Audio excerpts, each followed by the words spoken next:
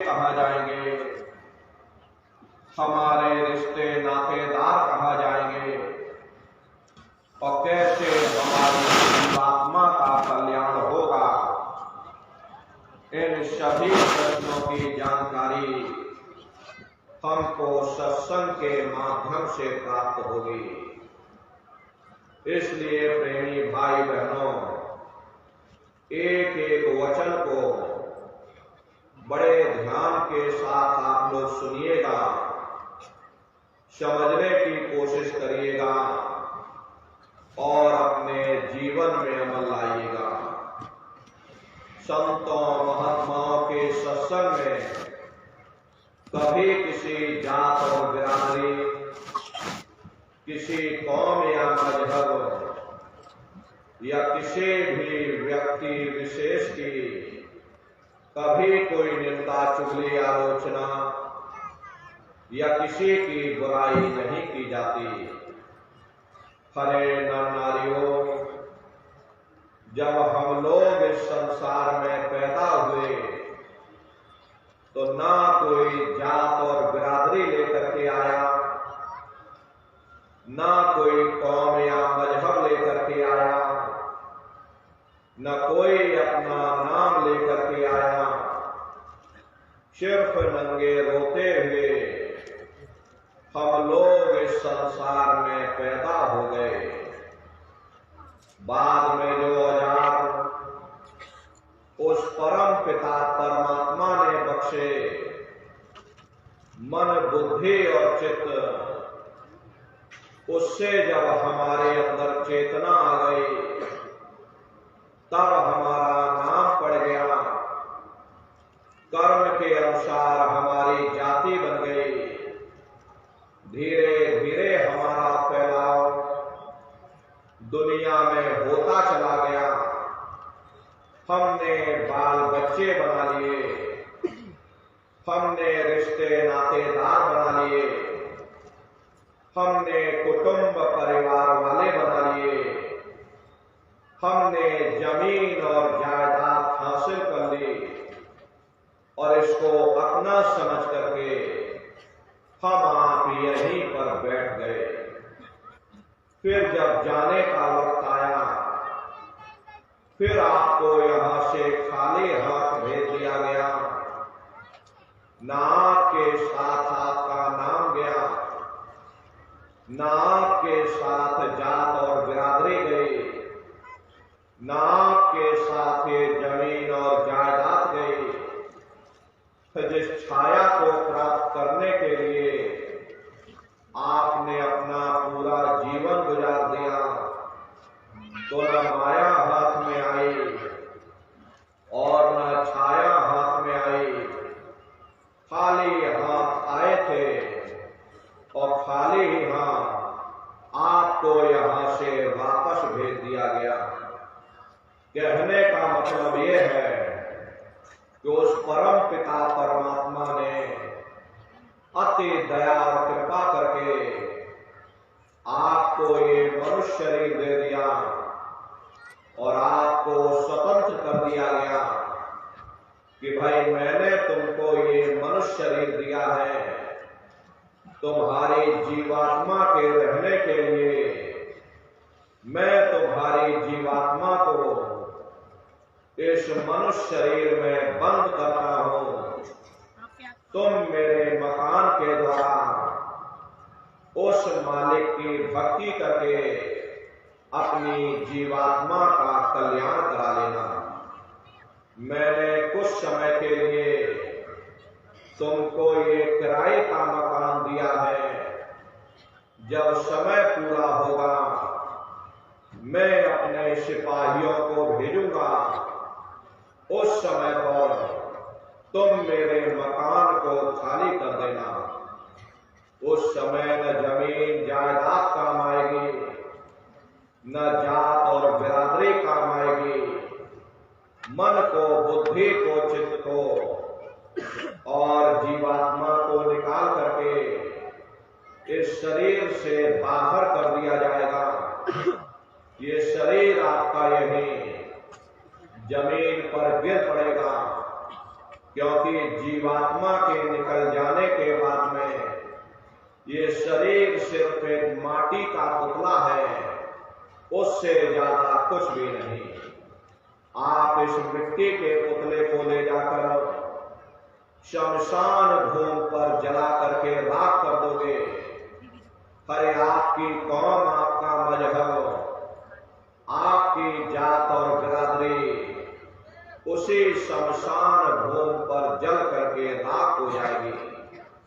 जिस जात और बिरादरी के लिए हम लोग लड़ते और झगड़ते थे, जिस धन दौलत को पाने के लिए हमने आपने न जाने कितने बुरे खोटे कर्म किए, तो मौत के समय में ना ये जात बिरादरी काम आई, ना ये धन दौलत काम आया, सब कुछ हमारा यहीं छूट गया। और जीवात्मा को ले जाकर ऊपर धर्मराज की कचहरी में पेश कर दिया गया। पलक झपकते ही तुम्हारे अच्छे बुरे कर्मों का हिसाब किताब हो जाएगा। धर्मराज तुमको सजा सुना देंगे, ले जाओ इनको फलाने नरक में डाल दो, क्योंकि मैंने इनको मौका दिया था कि अब की बार गीता रामायण को पढ़ करके, उन धर्म पुस्तकों को पढ़ करके, किसी संत महात्मा की खोज करके, उनके बताए हुए रास्तों पर चल करके, उस मालिक की भक्ति करके अपनी जीवात्मा का कल्याण करा लेना।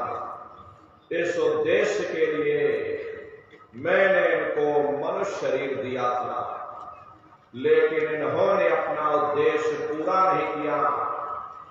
जब जब ये मनुष्य शरीर में आए, तभी इन्होंने विचार ही नहीं किया कि आखिर ये मनुष्य शरीर हमको क्यों मिला, क्या इसका उद्देश्य है, मरने के बाद हम कहां जाएंगे, हमारे बाल बच्चे कहां जाएंगे, हमारे रिश्ते नातेदार कहां जाएंगे, हमारे कुटुंब परिवार वाले कहां जाएंगे, और कैसे इनकी जीवात्मा का कल्याण होगा।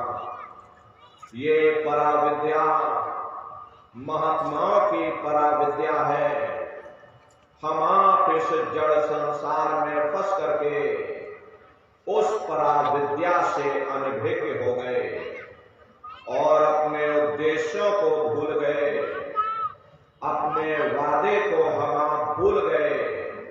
वो वादा जो हमने आपने मां के गर्भ में किया था, जब मां के गर्भ में हम आप उल्टे लटके हुए थे, सिर हमारा नीचे था, पैर हमारे ऊपर थे, उस समय परमात्मा से वादा किया कि हे परमात्मा, इस बार हमको मनुष्य शरीर दे दो, हम भजन करेंगे, भक्ति करेंगे, हम अपनी जीवात्मा का कल्याण करेंगे। लेकिन मनुष्य शरीर मिलने के बाद में ना आपने भजन किया, ना भक्ति की, बस माया की छाया में फंस करके इस मिथ्या जगत को अपना मान करके हम आप इसी में गोता खा रहे। हरे नर नारियों, इस दुनिया में हित मित भाई बंधु, रिश्ते नातेदार, कुटुंब परिवार वाले, इनमें से कोई भी चीज तुम्हारी जीवात्मा को इस अधोगति से बचा नहीं सकता। हम कौन हैं, हम कहां से आए हैं और हमें जाना कहां है, ये मानव मात्र के लिए एक जटिल प्रश्न बना हुआ है। इस प्रश्न का हल तब तक नहीं होगा जब तक इस धरा भूमि पर कोई संत महात्मा फकीर न मिल जाए। इसीलिए वह मालिक अति दया कृपा करके संतों महात्माओं को इस धरा भूमि पर भेजते हैं। संत महात्मा फकीर यहाँ पर आकर के जीवों को समझाने की कोशिश करते कि भाई वो परमात्मा है, वो आपको मिलेगा, जीते जी मिलेगा, इसी मनुष्य शरीर में मिलेगा। इसी मनुष्य शरीर के अंदर जा करके परमात्मा से मिलने का वह एकमात्र दरवाजा है। उस दरवाजे का भेद केवल संतों महात्माओं को ही प्राप्त है। ये दुनिया के लोग, दुनिया की आवाम जनमानस भौतिकता के ज्ञान को पढ़ करके अहंकार में डूबे रहते हैं कि हमसे बड़ा कोई ज्ञानी नहीं। लेकिन उन बेचारों को नहीं मालूम कि जहां दुनिया का ज्ञान समाप्त होता है, उसी के सिर की चोटी से ये आध्यात्मवाद, आत्मा और परमात्मा का ये गूढ़ ज्ञान, रहस्य विज्ञान प्रारंभ होता है। उस विज्ञान को पाने के लिए सबसे पहले यह जरूरी है कि पहले आप मानवतावादी बनो, मानव धर्म और मानव कर्म को अपनाओ। हरे मानव धर्म क्या है कि इंसान इंसान के काम आवे, एक दूसरे की निस्वार्थ भाव से सेवा करे, सत्य दया हिंसा परोपकार आदि गुणों को अपने जीवन में उतार करके और किसी संत महात्मा की खोज करके उनके बताए हुए रास्तों पर चल करके उस मालिक की भक्ति करके अपनी जीवात्मा का कल्याण करा ले, यही इंसान का सबसे बड़ा मानव धर्म है। लेकिन आज इस कलिकाल में ये दुनिया की आवाम जनमानस विषय विकारों में, शराब और कबालों में, मांस और मदिरा में सुख ढूंढने की कोशिश कर रही। ये चरित्र पतन जैसे कार्यों को अपना करके आवाम जनमानस कैसे सुखी हो सकती। पहले अपने चरित्र जैसे धन को इकट्ठा करो, क्योंकि चरित्र ही सब कुछ है। चरित्र ही मानव धर्म की पूंजी है। जो इंसान अपने अखलाक ईमान को बरकरार रखता, वही इंसान चरित्रवान है। ये दुनिया भर के रगड़े झगड़े, पिता पुत्र में लड़ाई, आदमी औरत में लड़ाई, भरे परिवार में लड़ाई, समाज में लड़ाई, जातियों में लड़ाई, मुल्क में लड़ाई, हरे नारियों, ये इंसानों का काम नहीं, ये हैवानों का काम है। इसलिए पहले आप इंसान बनो, चरित्रवान बनो, महात्माओं के समीप आओ। वे जो दया का प्रसाद दें, उसे खुशी खुशी लेकर के अपने निज घर को जाओ, जहां न फिर जन्मना है और ना ही फिर मरना। इसीलिए हमारे गुरु महाराज परम संत बाबा जय गुरुदेव जी महाराज ने आवाम जनमानस के बीच में ये आवाज लगाई है कि ऐ इंसानों, तुम अपने दीन ईमान पर वापस आ जाओ और इस जिस्मानी मंदिर में बैठ करके भगवान का सच्चा भजन करो, जिससे तुम्हारी जीवात्मा नरकों में जाने से बच जाए। अरे हम माने ना माने, लेकिन संत महात्मा त्रिकालदर्शी होते, वे सब कुछ जानते हैं। अगर हम उनके वचनों को मान जाएंगे तो हम लोग बच जाएंगे, नहीं तो खाई और खंदक में जाकर गिर जाएंगे। इसीलिए अभी वक्त है उस मालिक से सच्ची प्रार्थना करने का, खुदा के सामने अपने गुनाहों की माफी मांगने का, हरे धर्म मजहब के नाम पर लड़ने झगड़ने का नहीं, जात और बिरादरी के नाम पर लड़ने झगड़ने का नहीं। हमने बहुत लड़ लिया, बड़े बड़े झगड़े और फसादे की, बड़ी बड़ी नुक्ताचीनी की, सिवाय नफरत के हमको क्या मिला। नफरत की ऐसी ज्वाला जली जिसमें घर जल गया, परिवार जल गया, समाज जल गई, जातियां जल गई, अब सारा देश जल उठा। इसीलिए सारी मानवता बहुत थक गई। हर कोई ऐसी छांव चाहता है जहां उसे ठंडक मिले, शांति और सुकून मिले। ये सब वही मिल सकते हैं जहां शांति के संदेश होते, सुकून के संदेश होते, मानव धर्म और मानव कर्म के संदेश होते। और ये संदेश केवल संत महात्मा फकीर देते हैं, जो समदर्शी होते हैं, जो समस्त जीवों के अंदर उस प्रभु के अंश को देखते। ऐसे समदर्शी उन महात्माओं की खोज करो। ये मत देखना कि महात्मा के जाति के हैं, महात्मा किस बिरादरी के हैं। हरे जातियां कर्म के अनुसार बनाई गई, जन्म के अनुसार नहीं। मनुष्य की एक ही जाति है, वो है मानव जाति। और इसी मानव जामे में बैठ करके हमें उस मालिक की भक्ति करनी है। हरे नर नारियों, सोपच जात के भंगी थे, रैदास जी जात के हरजन थे, मीराबाई जात की छतरणी थी। अगर वे सब उस मालिक को प्राप्त कर सकते हैं तो आप भी उस मालिक को प्राप्त कर सकते हो। लेकिन बगैर महात्माओं के, बगैर मुर्शिद के कोई भी जीव इस संसार समुद्र से ना कोई पार हुआ और ना ही कोई हो सकता।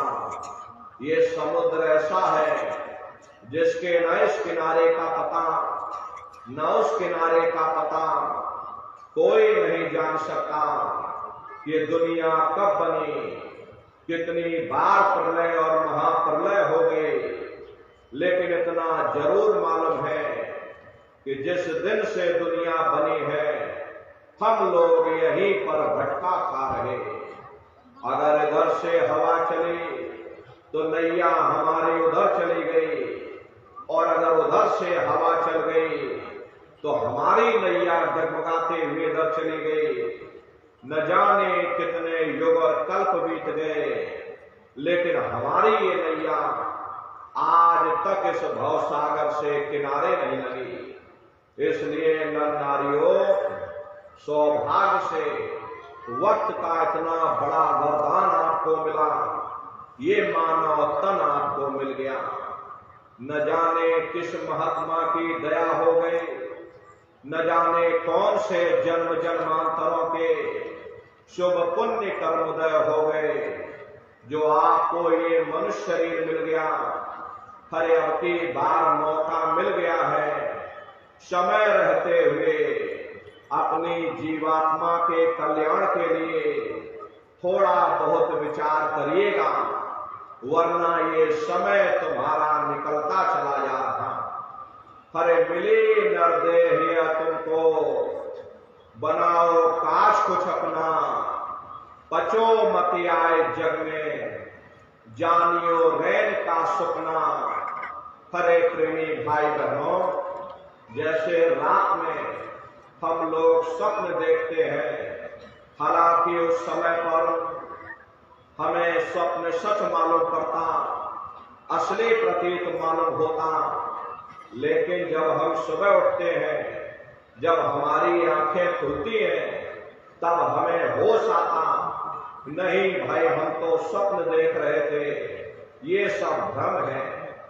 ठीक उसी प्रकार से ये दुनिया भी 10, 20, 100 साल का स्वप्न है। अब आप कहोगे हम जाग रहे, परंतु प्रेमी भाई बहनों, ऐसा हरगिज नहीं है।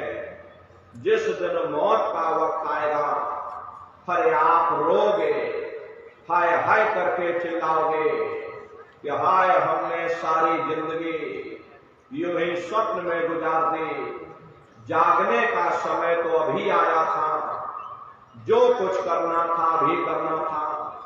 लेकिन प्रेमी भाई बहनों, अब पछताए हो क्या जब चिड़िया चुग गई खेत। महात्मा प्रेम से जीवों को समझाते कि भाई देह और ग्रह सब झूठा, भरम में काहे को खपना, ये घर बार हमारा अपना नहीं, हरे पराया देश है, ये सराय खाना है, ये मुसाफिर खाना है, ये शरीर भी तुम्हारा अपना नहीं, ये भी काल का पिंजरा है, किराए का मकान है, पराया मकान है। किसी को 40-50 साल के लिए मिला, किसी को 80-90-100 साल के लिए मिल गया।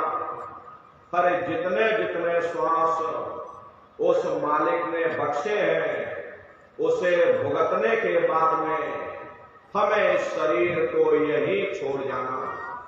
श्वास धारा नित ही जारी, एक दिन खाली चाम। हरे प्रेमी भाई बहनों, एक तालाब पानी से चाहे कितना भी क्यों ना भरा हो, आप एक छोटी सी नाली काटकर खोल दीजिए, तालाब में छोटा सा छेद कर दीजिए, तो सारा पानी ही तालाब से बाहर निकल जाएगा। ठीक उसी प्रकार से हमारा ये शरीर भी श्वासों का भंडार है। जब तक श्वासों का भंडार जारी है, हम दुनिया के कामकाज में फंसे हुए, दुनिया के कारोबार में उलझे हुए, लेकिन जिस वक्त ये श्वासों का भंडार खाली होगा, हरे टेलीफोन खड़क जाएंगे, तार पहुंच जाएंगे, संदेश पहुंच जाएंगे, सब रिश्ते नातेदार, सब कुटुंब परिवार वाले, सब अड़ोस पड़ोस वाले मिनटों सेकंडों में इकट्ठा हो जाएंगे। हरे प्रेमी भाई बहनों, मामूली कष्ट नहीं होता। मौत के समय में घनघोर पीड़ा होती है। सहजो भाई ने उस पीड़ा को बयान किया कि सहजो मौत आइया, अंगे अंग दिया तोड़, और हिया जले छाती फटे, उठे पीर घनघोर। गुरु महाराज सत्संग में फरमाते थे कि जैसे 1,00,000 बिच्छू एक साथ हमारी जिस्म पर डंक मारे, उससे भी लाखों करोड़ों गुना ज्यादा मौत के समय में दर्द होता है। जब मृत्यु आती है तो किस तरह से प्राण निकलते, प्राणों के निकलने की क्या प्रक्रिया होती है, जरा उसे भी आप लोग समझ लीजिए। देखो प्रेमी भाई बहनों, जैसे संसार में महाप्रलय आती, महाप्रलय के समय क्या होता, सबसे पहले पूरी पृथ्वी ढह जाती। ये पृथ्वी पानी में घुल करके पानी बन जाती है। मानव सृष्टि की प्रलय एक बड़ी कयामत है और शरीर की प्रलय एक छोटी कयामत है। तो जैसे ही मौत आती है, सबसे पहले गुदा चक्र टूटता है, सिमटत भास श्वास उठ जावे, और प्राणपति जब सिमट समावे, उस समय हमारी श्वासें रुक जाती, शरीर की चेतना पीछे सिमटने लगती, तो सबसे पहले गुदा चक्र ही टूटता, क्योंकि गुदा चक्र में पृथ्वी का वास होता। गुदा चक्र टूट करके ऊपर इंद्रिय चक्र में समा जाता। इंद्रिय चक्र में जल का वास होता, यानी जल ने पृथ्वी को घोल दिया। फिर जब इंद्रिय चक्र टूटेगा तो ऊपर नाभि चक्र में समा जाएगा। नाभि चक्र में अग्नि का वास होता, यानी अग्नि ने फिर जल को सुखा दिया। ये नीचे से सिमटाव होता है। फिर जब ये नाभि चक्र टूटेगा तो हृदय चक्र में समा जाएगा। हृदय चक्र में वायु का वास होता, यानी वायु ने अग्नि को अपने में समाहित कर लिया और इस तरह से वायु आकाश में उड़ गई। जब यह कर्म कलाई को जावे और बुद्धि सुरत की याद नवावे, जब यह जीवात्मा पांचों तत्वों को लांग करके जल पृथ्वी